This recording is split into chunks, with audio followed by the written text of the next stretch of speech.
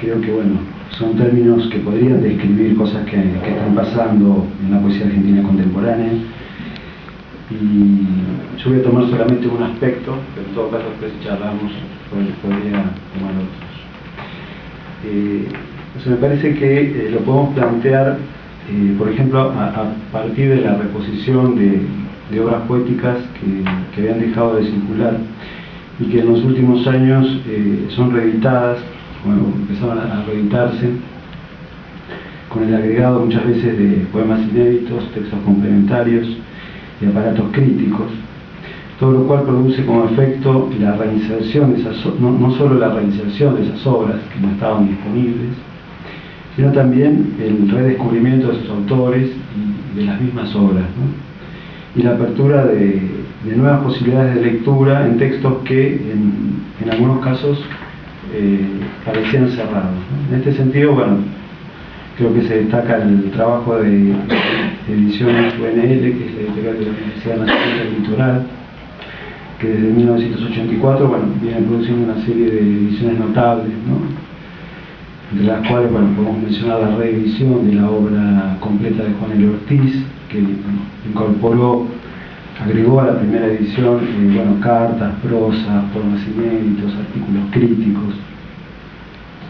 La edición de la obra de Hugo Padeletti incluyó también parte de su obra plástica, entrevistas, textos inéditos, textos críticos. Y más recientemente la reedición de la poesía de Juan Manuel Inchauspe, la propia editorial de la UNL había editado en 1994, y ahora con el agregado bueno, de un conjunto de textos nuevos, o sea, textos inéditos de Inchauspe, que son muy importantes. Y finalmente la reciente edición de una edición que para mí es literalmente monumental, que es la edición de la obra completa de Carlos Mastronardi, que acaba de aparecer, 2 tomos de 1000 páginas cada uno, con bueno, mucho material, ¿no? Y o sea, no es solamente, es un fenómeno que trasciende a la editorial de la Universidad del Litoral. Podemos mencionar otras ediciones, bueno, cualquiera de los aquí presentes tendrá en cuenta, ¿no? Pero yo quisiera mencionar, por ejemplo, la edición de Ahora o Nunca de Ricardo Celarrayán en Argonauta, las poesías completas de Emma Barrandegui en ediciones del Copista de Córdoba, o sea, más de la mitad de la obra de Barrandegui estaba inédita. La edición de la poesía de Aldo Oliva en la editorial municipal de Rosario, y también reciente la poesía completa de Jorge Leonidas Escudero en Ediciones en Danza. O sea, me parece que la aparición de estos libros tiene un sentido que escapa, digamos, a la mera cuestión editorial o a la mera novedad editorial, sino que se proyecta desde y hacia la escena poética, porque digamos, detrás de estos libros, bueno, hay poetas jóvenes, hay nuevos poetas que están impulsando estas ediciones, que están leyendo a estos poetas, ¿no? Que están justamente reabriendo estas obras. Y además estas ediciones son en algunos casos, incluso las afirmaciones, son afirmaciones de estos nuevos poetas, de estos poetas más jóvenes, afirmaciones respecto, bueno, a los poetas que toman como referentes, afirmaciones para ingresar en la escena poética. Para mencionar 2 casos muy claros, la edición de Elegía Bermeja de Ustrias Ortiz es, digamos, la culminación de un trabajo de muchos años de difusión y de batir el parche, digamos, con la obra de Ustrias Ortiz por parte de Cristian Aliaga, Andrés Cursaro y Sergio de Mateo. Y el otro caso también muy claro, me parece, es la edición, la revaloración de la obra poética de Celarrayán, que a pesar de que Celarrayán fue leído desde los años 70, cuando publicó La obsesión del espacio, es indudable que en los años 90 es tomado como un valor o un poeta de referencia, un poeta de culto por los nuevos poetas de esos años, y su redescubrimiento, su revaloración está muy relacionado con su aparición en publicaciones periódicas como 18 Whiskies o La novia de Tyson, ¿no? Y tenemos a la novia. Exacto.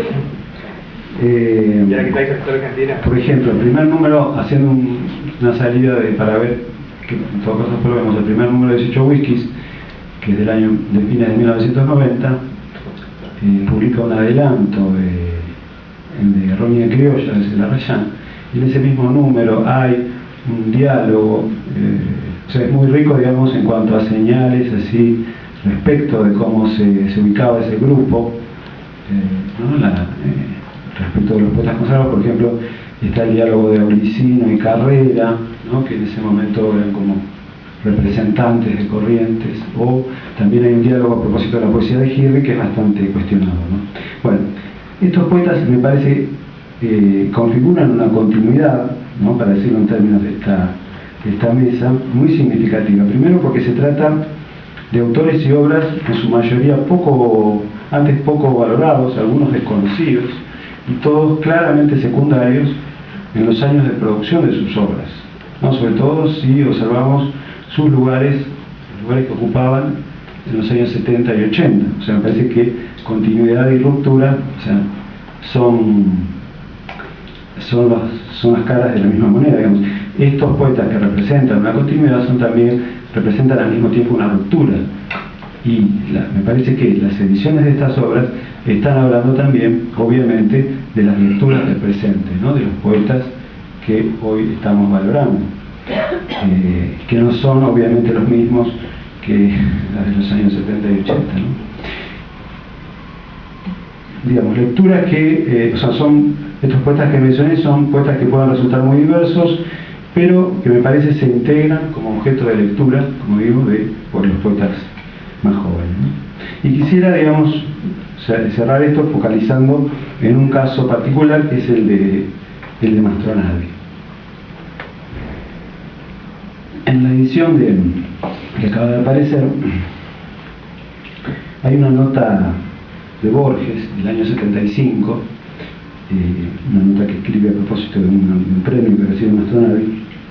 Entonces cuenta Borges ahí que unas décadas antes, en las provincias, cuando él iba a dar charlas, la gente se encontraba así con fervorosos lectores de Mastronardi, ¿no? Con lectores que estaban muy interesados en saber cómo era Mastronardi, ¿no? Entonces Borges dice ahí, esas sociedades secretas de lectores formarán parte de la historia literaria.